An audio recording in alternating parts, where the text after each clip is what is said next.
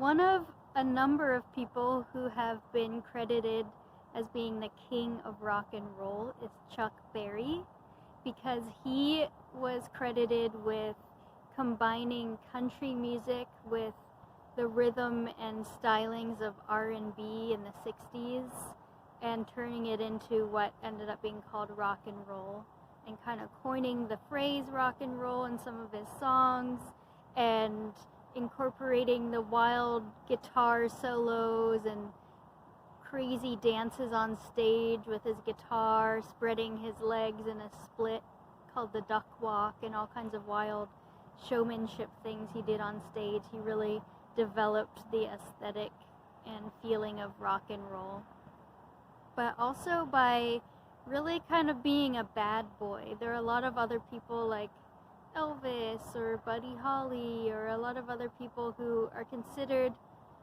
really important pioneers of rock and roll, but one of the people who really took it to being almost just the kind of character of rock and roll being bad was Chuck Berry too. He wasn't that bad, but he definitely did some naughty things. When he was in high school, he already was playing shows and playing music, but his senior year in high school, he committed a series of armed robberies with his friends in Oklahoma City. He was from St. Louis, but they went down and robbed some businesses and carjacked someone's car. When they broke down, they robbed someone at gunpoint and took their car. And so he went to jail for a few years from about age 18 to 21. And he had a band when he was in jail. He put together a singing quartet, and they got so good that they were allowed to play outside of jail sometimes and perform. And when he got out, he kind of pursued a normal life in a way. He got married and he worked various blue-collar jobs. He worked at an auto plant making cars, and he was a janitor, but he always played gigs on the side, playing music. And then around 1953, he started playing in the Johnny Johnson Trio, and that really started getting him traveling and getting his name known.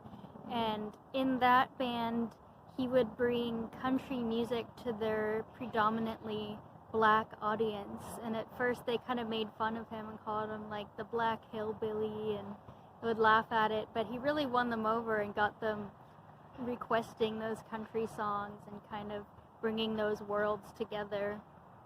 And in 55, he met Muddy Waters, who said, "You're really good, you should go play for this guy with a record company called Chess Records."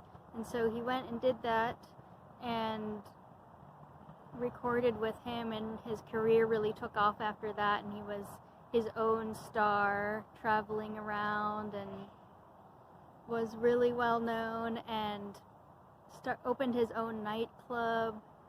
And he was traveling one day and met this waitress who he ended up being in a relationship with, and he was taking her across state lines to come work in his nightclub and got caught because she was only 14.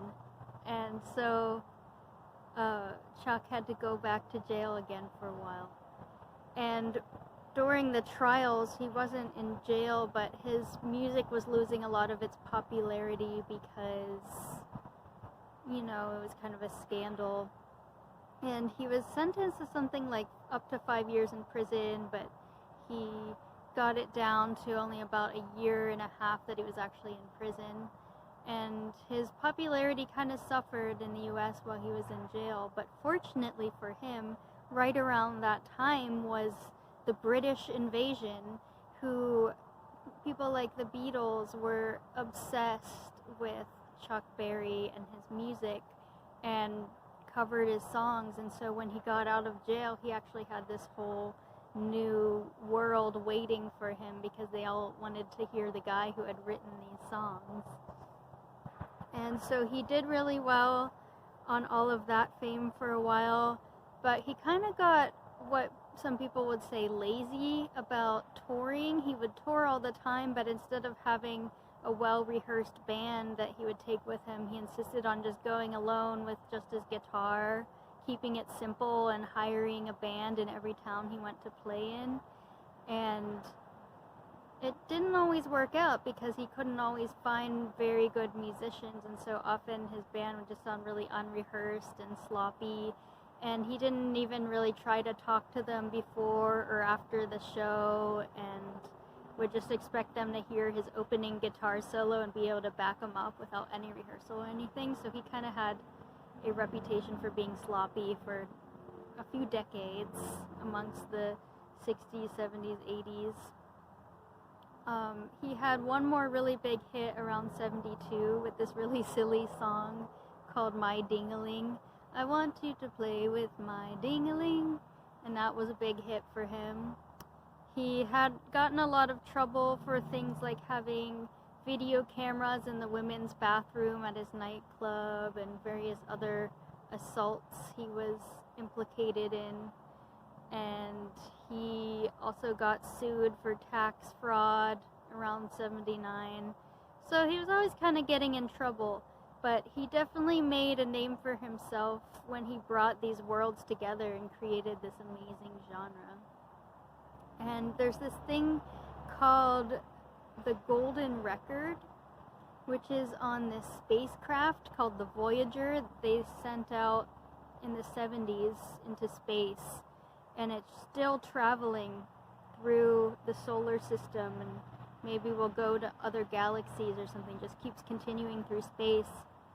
It's something that NASA sent out, and they hope that if there's intelligent life out there, they'll find the things in this Voyager spacecraft and learn about what's going on Earth, what life is like on Earth, or at least what it was like in the 70s when they sent it. And on there is this thing called the Golden Record, which is just this record that sampled a bunch of music that was popular on Earth at the time. And the only rock and roll song on it is Chuck Berry's Johnnie B. Goode. So I'll play that Golden Record song.